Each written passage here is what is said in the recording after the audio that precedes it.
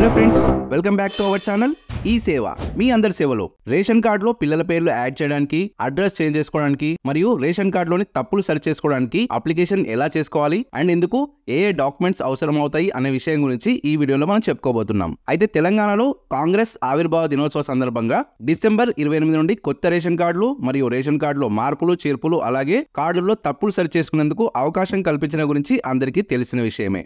Last వీడియోలో కొత్త ration కార్డుకి దరఖాస్తు ఎలా చేసుకోవాలి, ఏ డాక్యుమెంట్స్ కావాలి అనే విషయాల గురించి చెప్పుకోవడం జరిగింది. సో ఇప్పటికే రేషన్ కార్డ్ కలిగి ఉన్నవారు అందులో తమ పిల్లల పేర్లు గానీ లేదా ఫ్యామిలీ మెంబర్ ని గానీ యాడ్ చేయడానికి food security card correction form ని డౌన్లోడ్ చేసుకోవాల్సి ఉంటుంది. ఈ రేషన్ కార్డ్ కరెక్షన్ ఫామ్ ని డౌన్లోడ్ చేసుకోవడానికి మీ సేవ వెబ్సైట్ ని ఓపెన్ చేసుకోవాలి. అందులో డౌన్లోడ్ అనే కేటగిరీలో అప్లికేషన్ ఫామ్స్ అని ఉంటుంది. దాని మీద క్లిక్ చేసి సివిల్ సప్లై అనే బ్రాంచ్ లో correction in food security card అనే లింక్ ఉంటుంది. దానిపై క్లిక్ చేయగానే మీకు ఒక పీడిఎఫ్ ఫైల్ అనేది డౌన్లోడ్ అవుతుంది. ఈ పీడిఎఫ్ ఫైల్ యొక్క లింక్ ని మీకు ఈ వీడియో డిస్క్రిప్షన్ లో ఇస్తాను, మీరు డైరెక్ట్ డౌన్లోడ్ చేసుకోవచ్చు. అలా కుదరని వారు మాత్రమే వెబ్సైట్కి వెళ్ళి డౌన్లోడ్ చేసుకోండి. సో మీరు డౌన్లోడ్ చేసుకున్న రేషన్ కార్డ్ కరెక్షన్ ఫామ్ ని ప్రింట్ తీసుకొని కంప్లీట్ గా ఫిల్ చేయాల్సి ఉంటుంది. ఇందులో ముందుగా మీ ఎఫ్ఎస్సి నెంబర్ ని మెన్షన్ చేయాలి, అంటే రేషన్ కార్డ్ నెంబర్ ని రాయాలన్నమాట. అది 36 సిరీస్ తో స్టార్ట్ అవుతుంది. ఇప్పుడు ఈ రేషన్ కార్డ్ కరెక్షన్ ఫామ్ లో మనకి 3 ఆప్షన్స్ అయితే ఇవ్వడం జరిగింది. రేషన్ కార్డ్ లో అడ్రస్ చేంజ్ చేసుకోవాలనుకుంటే ఇక్కడ టిక్ మార్క్ పెట్టాలి. అండ్ నెక్స్ట్ వచ్చేసి రేషన్ కార్డ్ లో ఉన్న వ్యక్తి యొక్క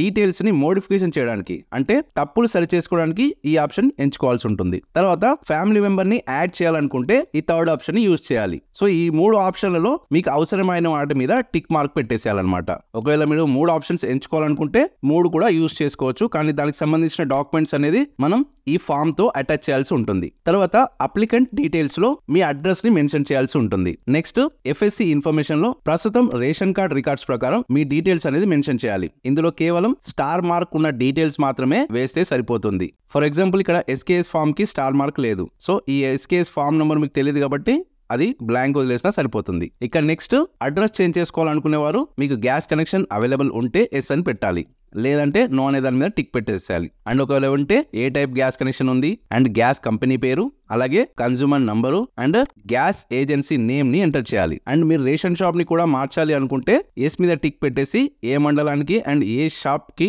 మార్చాలి అనుకుంటున్నారు అనేది మెన్షన్ చేయాలి. ఇప్పుడు ఎక్కడైనా రేషన్ తీసుకోవచ్చు కాబట్టి అది కూడా బ్లాంక్ వదిలేస్తే సరిపోతుంది. అండ్ నెక్స్ట్ వచ్చేసి రేషన్ కార్డ్ లో ఏదైనా మెంబర్ డీటెయిల్స్ తప్పు ఉంటే, అంటే రేషన్ కార్డ్ లో ఉన్న వ్యక్తి యొక్క పేరు గానీ జెండర్ గానీ ఏజ్ గానీ లేదా హెడ్ ఆఫ్ ది ఫ్యామిలీకి రిలేషన్ గానీ తప్పుగా పడి ఉంటే ఈ బాక్స్ లో సరైన డీటెయిల్స్ ని ఎంటర్ చేయాల్సి ఉంటుంది. అలా మోడిఫికేషన్ ఏమీ లేకపోతే ఈ బాక్స్ అంతా బ్లాంక్ గా వదిలేయండి. తర్వాత మెంబర్ అడిషన్ బాక్స్ లో రేషన్ కార్డ్ లో ఎవరి పేరైతే చేర్చాలి అనుకుంటున్నారో వారి డీటెయిల్స్ అనేది ఇక్కడ మెన్షన్ చేయాలి. వారి యొక్క Aadhaar number and enrolment ID number అలాగే ఆధార్ కార్డ్ లో ఉన్న విధంగా మెంబర్ యొక్క పేరుని ఇందులో రాయాలన్నమాట.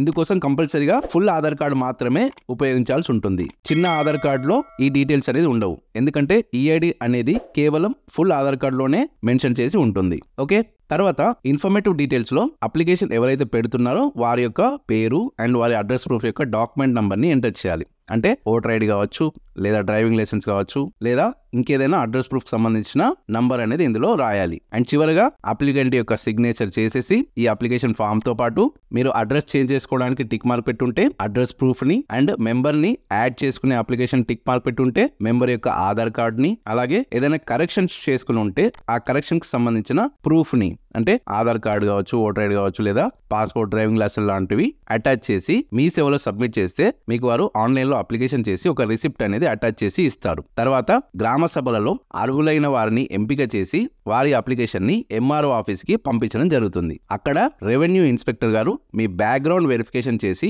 సివిల్ సప్లై డిపార్ట్మెంట్ కి ఫార్వర్డ్ చేస్తారు. వారు అప్రూవ్ చేశాక మీ రేషన్ కార్డు లో ఏవైతే మార్పులు చేర్పులకి దరఖాస్తు చేసుకున్నారో అది కంప్లీట్ అవుతుంది. సో అర్థమైంది కదా. ఇంకా ఈ ఫామ్ ని నింపడం మీకు అర్థం కాకపోతే నాకు కామెంట్ బాక్స్ లో మెసేజ్ చేయండి. ఒకవేళ ఎక్కువ కామెంట్స్ వస్తే నేను ఒక డెమో ఫామ్ ని ఫిల్ చేసేటప్పుడు వీడియో తీసి పెడతాను. ఓకే ఫ్రెండ్స్, ఈ వీడియో మీకు యూజ్ అవుతుందని అనుకుంటాను. అలాగే ఈ వీడియో మీకు నచ్చితే లైక్ చేయండి మరియు అందరికీ షేర్ చేయండి. ఇలాంటి మరిన్ని యూస్ఫుల్ అండ్ ఇన్ఫర్మేటివ్ వీడియోస్ కోసం మన ఛానల్ ని తప్పకుండా సబ్స్క్రైబ్ చేసుకోండి.